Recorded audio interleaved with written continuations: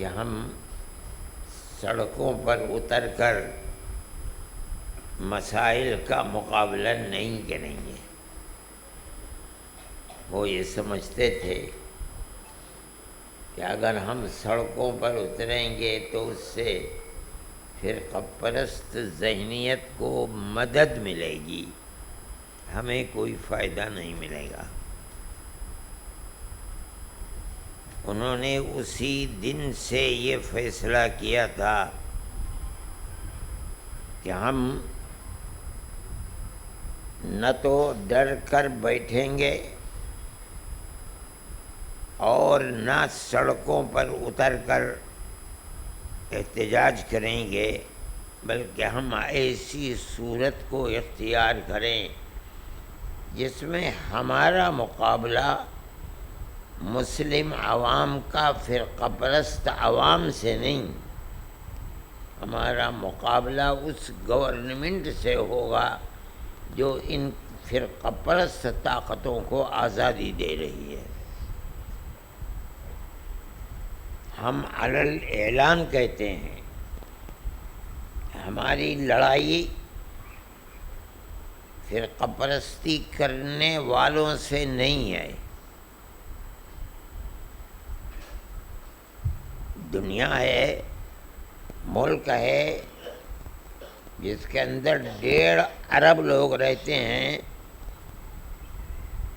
ذہنوں کے اوپر کس کے پابندی لگائی جا سکتی ہے؟ گورنمنٹ نہیں لگا سکتی، ہم کیا لگائیں گے؟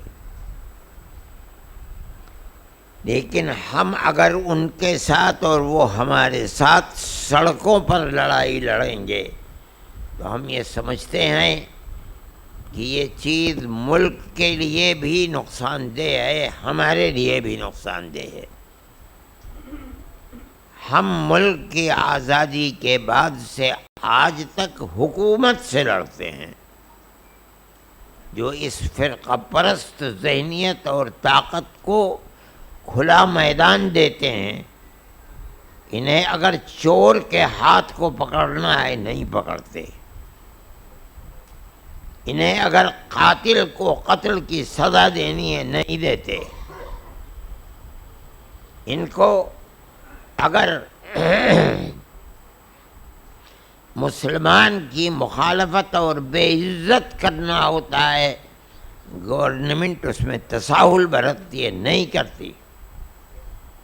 ہم اس گورنمنٹ سے لڑتے ہیں جو ملک کے آزادی میں کسی بھی اقلیت یا اکثریت کی آزادی کے اندر دخل دیتی ہے اور اس کی آزادی کو روکتی ہے۔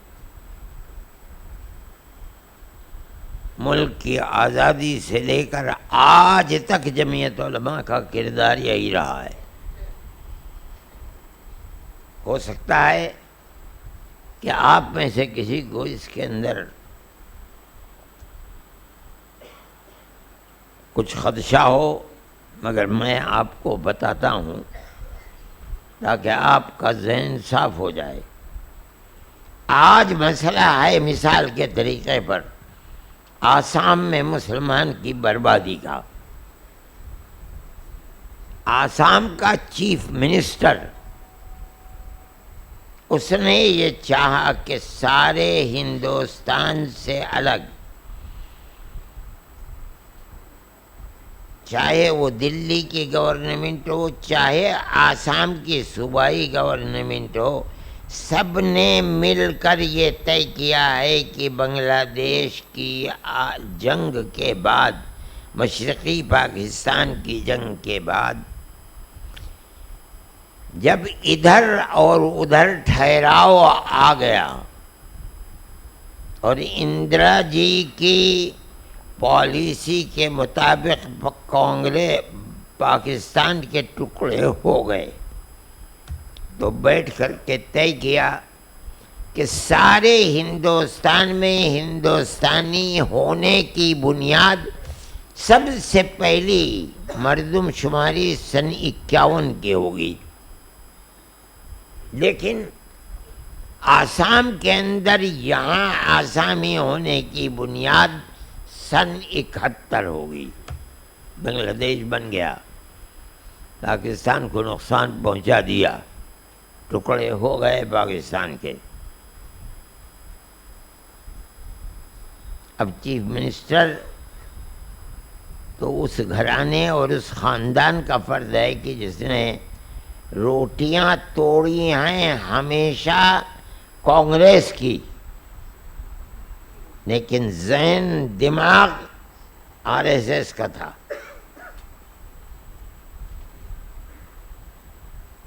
ہم نے کہا سونیا جی سے کہ آپ اس کو ٹکٹ مت دیجیے،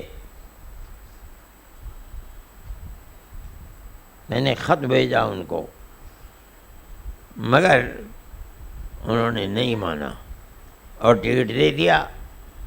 آج وہی ہیمنتو ہے جو کانگریس کی اس پالیسی اور دستور کے خلاف اس نے آسام میں آگ لگا رکھی ہے۔ یہ ایک پالیسی ہے گورنمنٹ کی، ہم گورنمنٹ سے لڑتے ہیں، ہم پھر لڑیں گے اور ہم لڑتے چلے آئے ہیں۔ یہ ذہنیت مسلمان کو تباہ و برباد کرنے کے لیے سب سے پہلے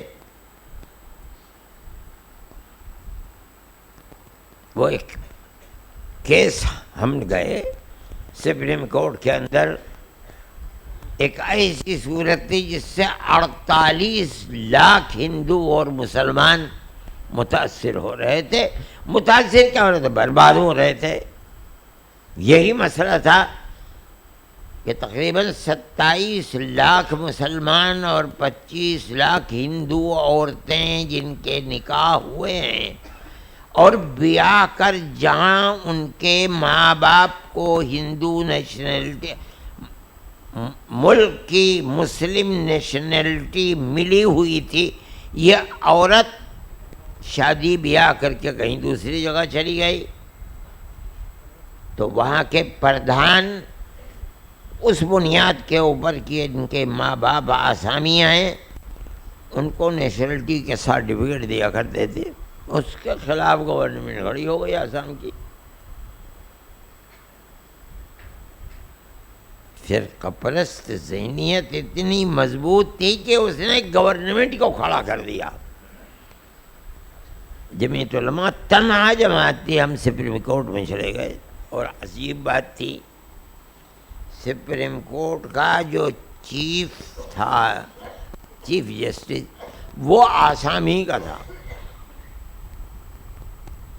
مجھے بہت ڈر لگتا تھا کہ خدا جانے کیا صورت پیش آتی ہے۔ یہ 48 لاکھ عورتیں اور پھر ان کے بچے کروڑوں کی تعداد میں، اگر یہ غیر ملکی ہو گئے، دنیا کا کون سا ملک ان کو لے گا؟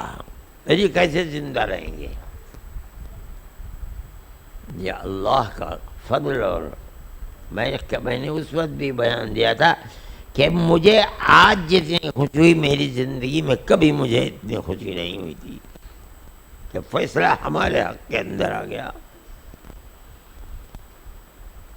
ہم عوام سے نہیں لڑے، یہ ہمارا دستوری، ہم گورنمنٹ سے لڑتے ہیں۔ یہ گورنمنٹ کا فرض ہے کہ وہ مسلمان کو جینے کا حق دے، وہی حق جو ہندو کو دیا جاتا ہے وہی حق میں دے۔ پھر اس کے بعد دوسرا مسئلہ آ گیا، انہوں نے پیش کر دیا کہ سن 71 کو بنیاد، یہ اس چیف منسٹر کا مسئلہ ہے، سن 71 کو بنیاد بنانے کے بجائے سارے ملک میں جس طرح 51 ہے، آسام کے اندر بھی 51 ہی کو بنیاد بنایا جائے۔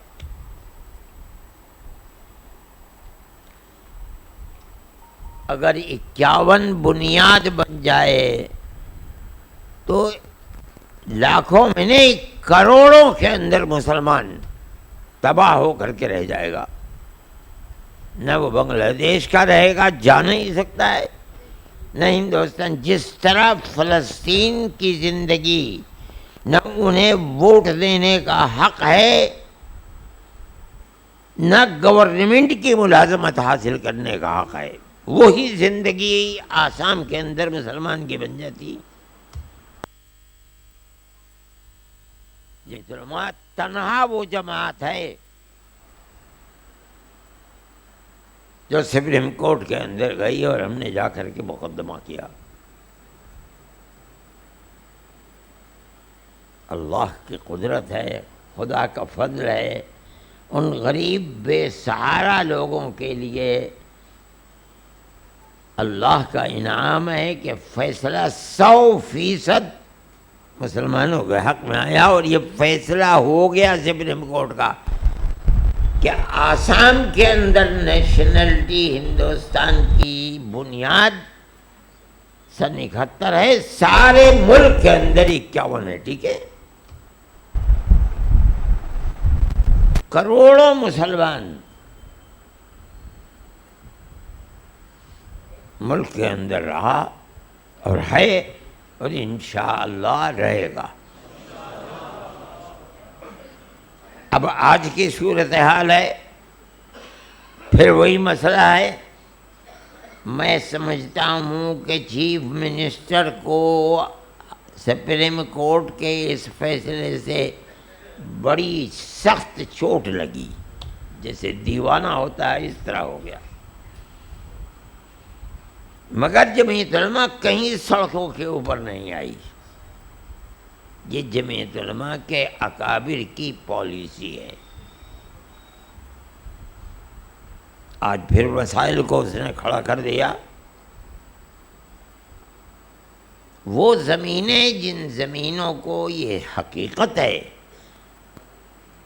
کہ وہ زمینیں مسلمانوں کی اپنی نہیں ہیں، نہ ہندوؤں، جو ہندو ہیں وہ بھی پہاڑی زمینوں کے اوپر اپنے مکان بنائے ہوئے ہیں، جو مسلمان ہیں انہوں نے بھی بنا رکھا، اور یہ مکانات 50 سال سے بنے ہوئے ہیں اور رہ رہے ہیں وہاں۔ مدارس بھی ہیں، مساجد بھی ہیں۔ 80% کہا جاتا ہے کہ مسلمان ہیں، 20% ہندو بھی ہیں۔ گورنمنٹیں آتی جاتی رہیں، گورنمنٹوں نے انہیں بجلی دی، پانی دیا، سڑکیں دیں، کبھی اس کو چھیڑا نہیں۔ اب لیکن ملک کا ایک قانون ہے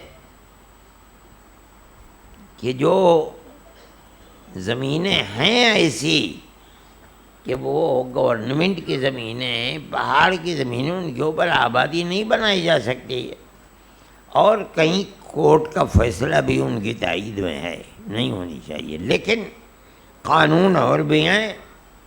اگر 30 سال سے وہاں آبادی ہے اور گورنمنٹیں دیکھ رہی ہیں کہ یہ آباد ہیں، ان کو سہولتیں دے رہی ہے، تو اب انہیں وہاں سے ہٹایا نہیں جا سکتا، اور اگر ہٹانا ہے تو اس کا بدل انہیں دینا چاہیے۔ یہ گورنمنٹ کی کمزوری ہے، دغابازی ہے کہ 50,000 مسلمان کو اجاڑ کر کے رکھ دیا اور ان کو زمینیں نہیں دی گئی ہیں۔ اس طرح کی آبادیاں بے شمار آسام کے اندر ہندوؤں کی بھی ہیں، لیکن ان آبادیوں کو ہاتھ نہیں لگایا جاتا ہے۔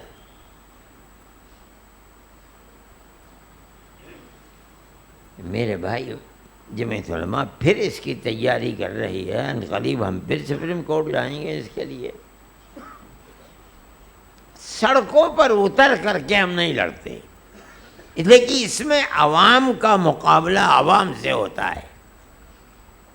فرقہ پرست ذہنیت کے لیے یہ بہت طاقتور چیز ہے جس سے ملک کے اندر بدامنی ہوتی ہے، اس لیے ہم یہ کام نہیں کرتے۔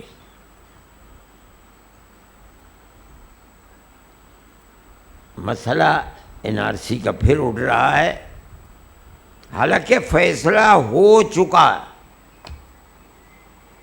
71 وہاں نیشنلٹی کی بنیاد ہے. اس سے پہلا فیصلہ بھی ہو چکا. جو آدمی بھاگ گیا تھا اس وقت وہاں سے، اس نے پھر اس وقت یہ دیکھ کر کہ گورنمنٹ اس وقت فرقہ پرست ذہنیت کی ہے، پھر اس نے اس مسئلے کو اٹھانے کی کوشش کی ہے. ہم نے ارادہ کیا ہے اور عنقریب ہم پھر سپریم کورٹ جائیں گے، اور ہمیں خدا کی ذات سے توقع ہے کہ ہمیں کامیابی ہوگی، اس لیے کہ پہلے کامیابی ہو چکی ہے انشاءاللہ، تو پھر دوبارہ کامیابی ہوگی. جمعیت علماء کا مسئلہ ہمیشہ اختلاف کا گورنمنٹ سے ہوتا ہے، افراد سے نہیں ہوتا. اگر افراد کی طرف سے کوئی چیز سامنے آتی ہے تو بھی ہم اس کا حل کورٹ سے کراتے ہیں. بہت سے مسائل اڑے مدرسوں کے مسائل ہیں. مثال کے طریقے پر ہم نے عوام کو یا گورنمنٹ کے مشنری کو ہاتھ نہیں لگایا، گورنمنٹ کی پالیسی کے خلاف ہم کورٹ گئے. مسلمانوں کے مکانات کو بلا وجہ توڑنے اور بلڈوزر چلا دینے کی بات آئی، ہم کورٹ میں گئے. آج بھی ہم بڑے مسائل کے اندر کورٹ میں گرے ہوئے ہیں، اور کورٹ کے اخراجات کم نہیں ہوتا. سپریم کورٹ کے اخراجات، اللہ، ہائی کورٹ کے اخراجات کتنے ہوتے ہیں. ایک ایک مسئلے کے اوپر 50 لاکھ روپیہ پانی کی طرح بہہ جاتا ہے. ہمارا کیا ہے؟ کوئی کاروبار نہیں، کوئی فیکٹری نہیں ہماری. مسلمان ہمیں دیتا ہے، ہم ایک ہاتھ سے لیتے ہیں، دوسرے ہاتھ سے اس کو کام میں لگا دیتے ہیں. اس سے زائد ہمارا کچھ نہیں ہے. آدمی پوچھتا پوچھتا آتا ہے کہ جمعیت علماء کا دفتر کہاں ہے. آتا ہے اور آ کر کے دفتر میں پیسے دے کر کے اور چلا جاتا ہے. پوچھتا بھی نہیں کبھی کہ کیا کہاں گئے میرے پیسے. ہمارا معاملہ ایسا ہی ہے.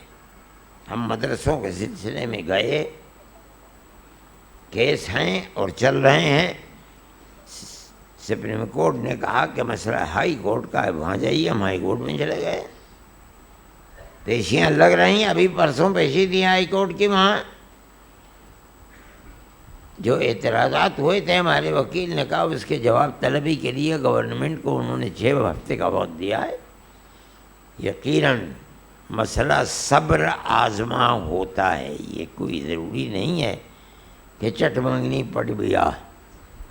بھئی ٹھیک ہے، ہم نے دیا ہے، ہم سمجھتے ہیں کہ مہینے 2 مہینے 3 مہینے 4 مہینے کے اندر چلتے چلتے مسئلہ ختم ہوگا، حل ہوگا، اور انشاءاللہ ہمارے حق میں ہوگا فیصلہ.